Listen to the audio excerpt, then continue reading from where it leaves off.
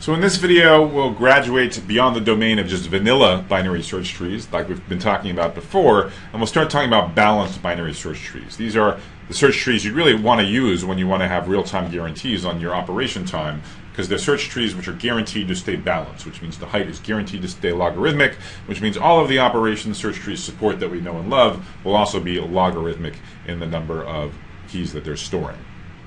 So let's just quickly recap what is the basic search tree property. It should be the case that at every single node of your search tree, if you go to the left, you only see keys that are smaller than where you started, and if you go to the right, you only see keys that are bigger than where you started.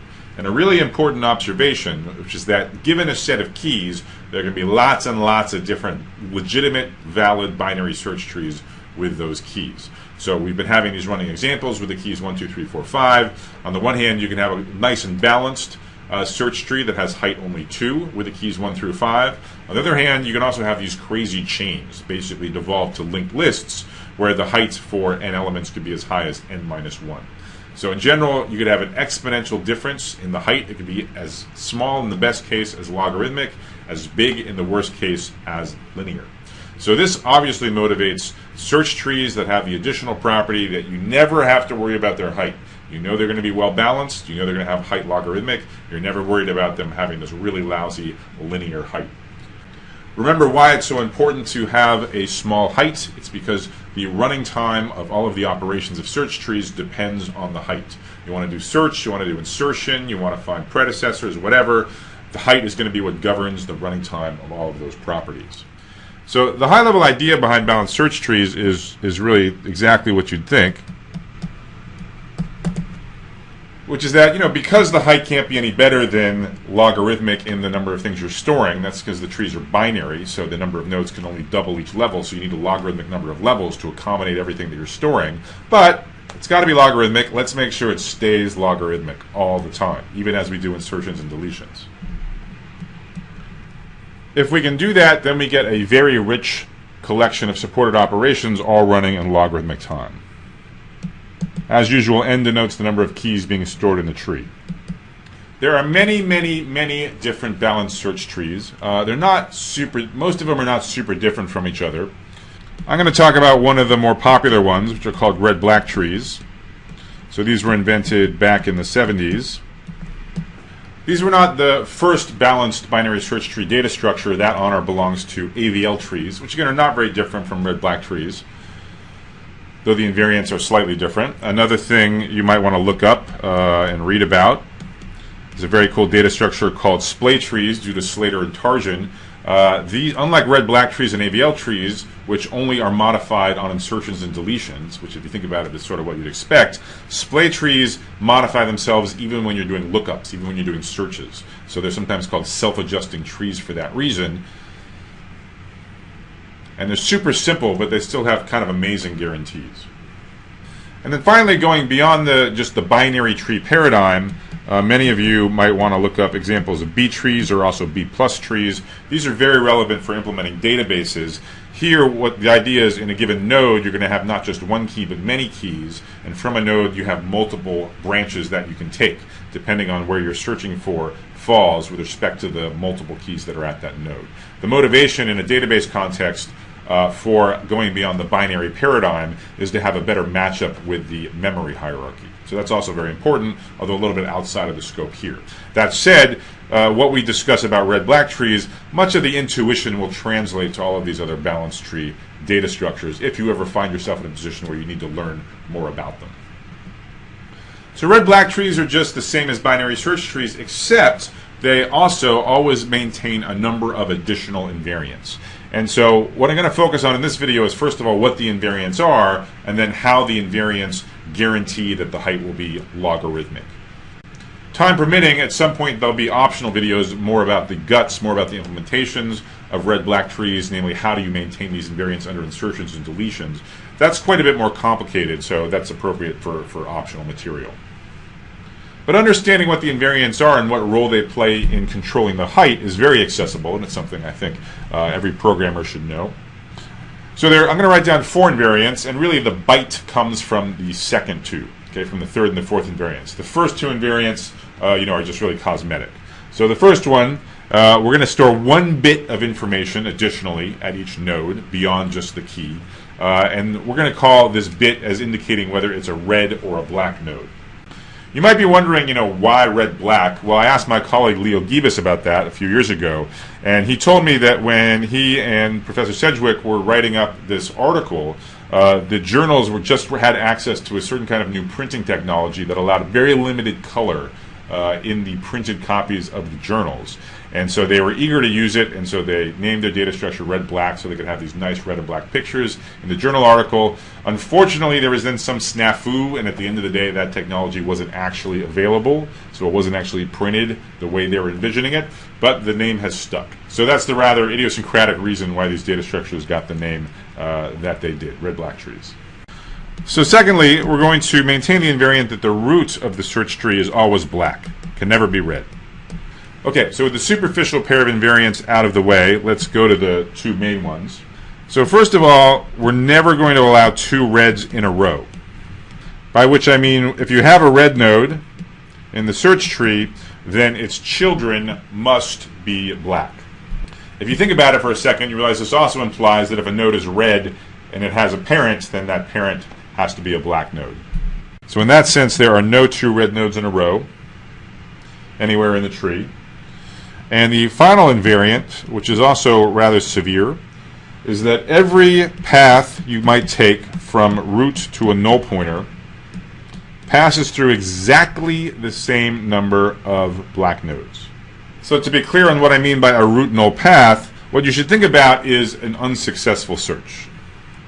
Right, so what happens in an unsuccessful search, you start at the root, depending on whether you need to get smaller or bigger, you go left or right respectively, you keep going left, right as appropriate until eventually you hit a null pointer. So I want you to think about that process by which you start at the root and then eventually fall off into the tree. In doing so, you traverse some number of nodes. Some of those nodes will be black, some of those nodes will be red, and I want you to keep track of the number of black nodes. And the constraints that a red-black tree by definition must satisfy is that no matter what path you take through the tree, starting from the root, terminating in a null pointer, the number of black nodes traversed has to be exactly the same. Cannot depend on the path, has to be exactly the same on every single root null path. Let's move on to some examples.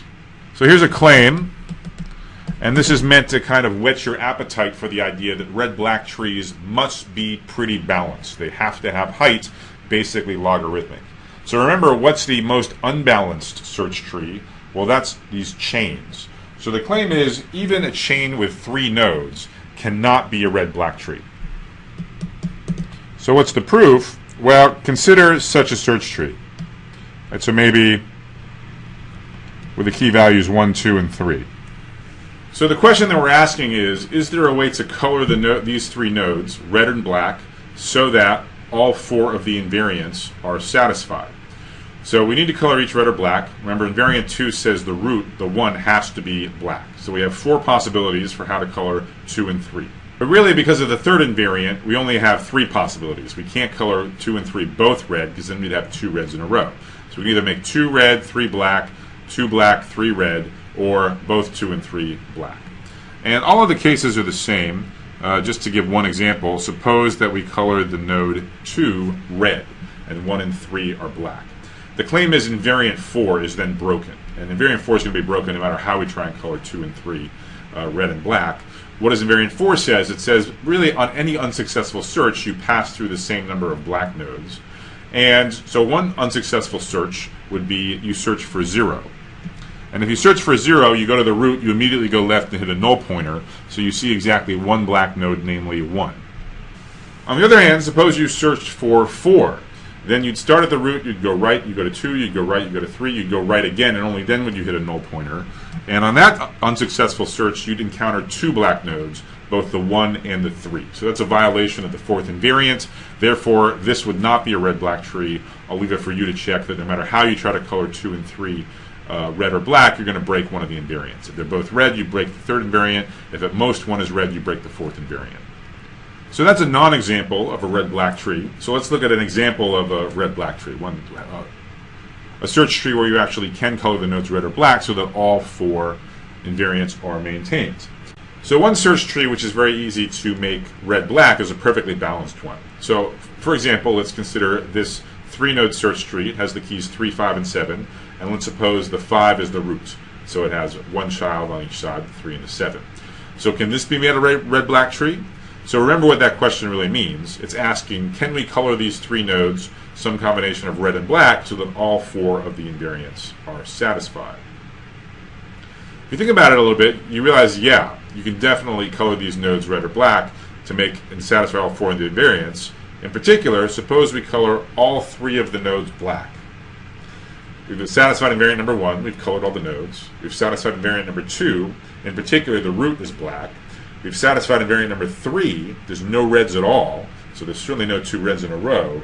And if you think about it, we satisfy invariant 4 because this tree is perfectly balanced. No matter what you unsuccessfully search for, you're going to encounter 2 black nodes. If you search for, say, 1, you're going to encounter 3 and 5. If you search for, say, 6, you're going to encounter 5 and 7. So all root null paths have exactly 2 black nodes. Invariant number 4 is also satisfied. So that's great. But of course, the whole point of having a binary search tree data structure is you want to be dynamic. You want to accommodate insertions and deletions. Every time you have an insertion or a deletion into a red-black tree, you get a new node. Let's say an insertion, you get a new node, you have to color it something, and now all of a sudden you got to worry about breaking one of these 4 invariants. So let me just show you some easy cases where you can accommodate insertions without too much work. Time permitting, we'll include some optional videos with the notion of rotations, which do more fundamental restructuring of search trees so that they can maintain the 4 invariants and stay nearly perfectly balanced. So if we have this red-black tree where everything's black and we insert, say, 6, that's going to get inserted down here. Now, if we try to color it black, it's no longer going to be a red-black tree. And that's because if we do an unsuccessful search now for, say, 5.5, we're going to encounter 3 black nodes, where if we do an unsuccessful search for 1, we only encounter 2 black nodes. So that's not going to work. But the way we can fix it is instead of coloring the 6 black, we color it red. And now this 6 is basically invisible to invariant number 4. It doesn't show up in any root null paths. So because you had 2 black nodes on all root null paths before the 6 was there, that's still true now that you have this red 6. So all 4 invariants are satisfied once you insert the 6 and color it red. If we then insert, say, an 8, we can pull exactly the same trick. We can color the 8 red. Again, it doesn't participate in invariant 4 at all, so we haven't broken it. Moreover, we still don't have 2 reds in a row, so we haven't broken invariant number 3 either. So this is yet another red-black tree. In fact, this is not the unique way to color the nodes of this search tree so that it satisfies all 4 of the invariants. If we instead recolor 6 and 8 black, but at the same time recolor the node 7 red, we're also golden.